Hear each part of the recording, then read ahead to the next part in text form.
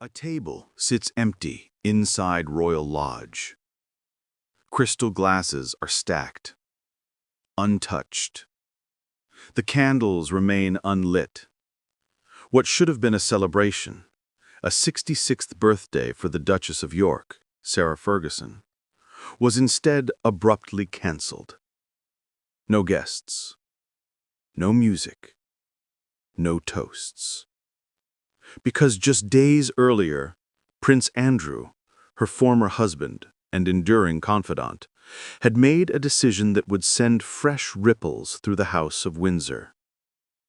He would give up using his royal titles. Before we dive in, there's something I need to share with you. Over the past few days, thousands have watched these stories unfold, but most haven't subscribed. If you're one of them, I invite you now to join us. Subscribe to Crownverse so you never miss the next chapter in this unfolding royal history. Prince Andrew's announcement arrives like the chime of an old clock, familiar, but still jarring. He says he will no longer use his royal titles, including the Duke of York. Not stripped, yet, but relinquished voluntarily, under pressure. A symbolic gesture meant to stem a rising tide. But this is not a clean slate. The decision coincides with the resurfacing of a 2011 email, a digital artifact that disrupts an already fragile narrative. In that message, Andrew reportedly reached out to Jeffrey Epstein, the convicted sex offender with whom he had long claimed to have severed ties. The timing, the context, the subject, Virginia Giuffre, one of Epstein's most vocal accusers, casts doubt over the prince's past claims and reignites public scrutiny.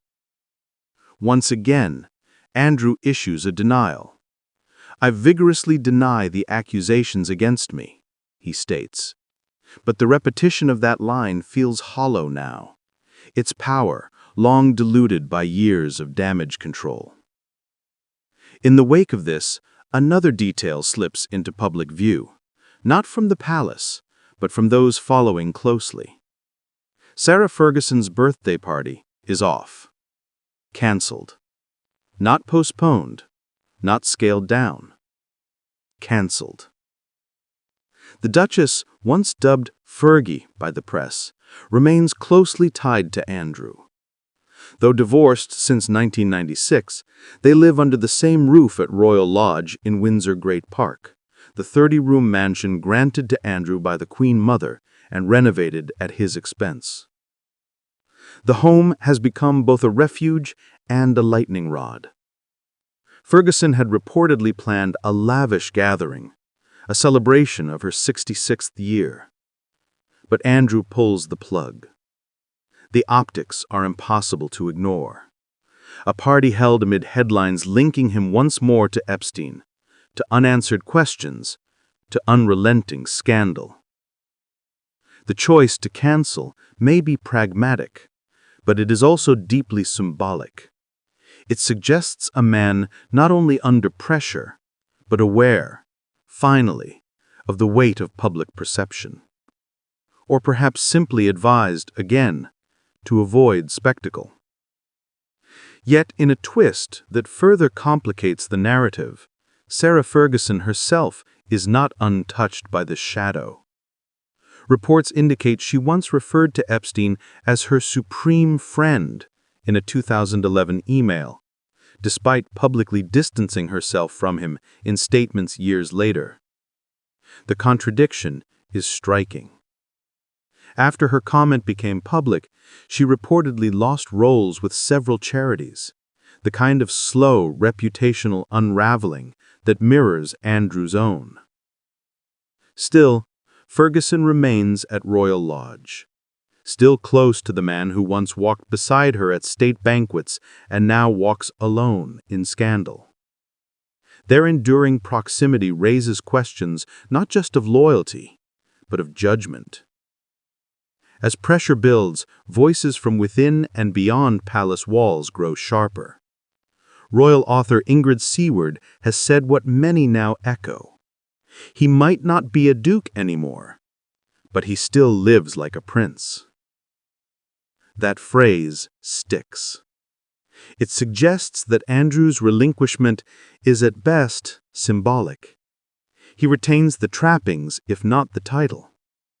The estate, the security, the insulation from public life, those remain. Critics argue it is not enough. They say the king must go further, that the institution must draw a clearer line, that stepping back, again, is not the same as stepping down. Royal Lodge has become the battleground for that debate. 30 rooms, expansive grounds, a home with history, now steeped in controversy. Calls grow louder for the king to reclaim the residence, to ask his brother, his once disgraced, now re-disgraced brother, to leave. But the monarchy does not move quickly. It endures, and sometimes that endurance is misunderstood for silence. In this silence, the candles remain unlit. The story of Prince Andrew's public unraveling is not new. It has unfolded slowly over the past decade, punctuated by denials, settlements, and absences. But each new headline, each new document, each abandoned event serves as a reminder. The past has not gone away. The Jeffrey Epstein scandal is a specter that refuses to fade. And the monarchy, despite its traditions, cannot isolate itself from the consequences of proximity. The decision to step back from titles is not a cleansing act. It is, at best, a recalibration. At worst, a concession to appearance without meaningful change.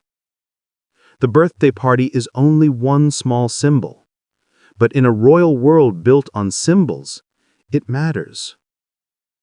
A woman waits for her birthday to be marked. Her ex-husband weighs the implications of celebration against the storm of public opinion. And a once proud home, Royal Lodge, becomes a symbol of a much larger question. What does it mean to be royal when trust has eroded? The British monarchy has long understood the power of perception. Its ceremonies, its uniforms, its houses, all serve a singular purpose: continuity. But continuity is only effective when people believe in it. And belief, in this moment, is cracking. The gates at Royal Lodge remain shut. The party is over, before it began. What remains now is silence and questions. How far will the crown go to protect its image? And how much longer can it afford to protect the man who once bore its titles? If you enjoyed this journey into the hidden world of the crown, don't forget to like, subscribe, and join us here on Crownverse, where crown history lives on.